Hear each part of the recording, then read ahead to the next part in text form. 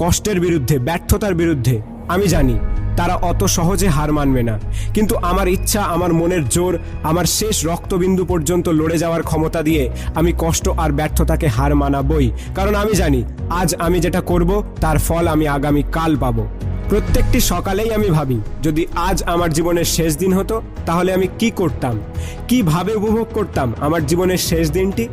আর তাই আমি সেই কাজই করতে থাকি যে কাজের জন্য মৃত্যুর পরেও সারা পৃথিবী আমাকে মনে রাখবে। কিন্তু সেই মুহূর্তে আমাকে ভয় দেখাতে থাকে কষ্ট, ব্যর্থতা আর এই সমাজ। কিন্তু না, এত তাড়াতাড়ি হেরে গেলে হবে না। আমি লড়াই করব, আমি লড়তে থাকবো যতক্ষণ না শীর্ষে পৌঁছাচ্ছি। আর আমার শেষ রক্তবিন্দু থাকা পর্যন্ত আমি হার স্বীকার করব না। সফলতা, সফলতা, সফলতা, এই সফলতা শুধুমাত্র একটা শব্দই থেকে যাবে যদি আমি এর সঠিক মর্যাদা দিতে না পারি।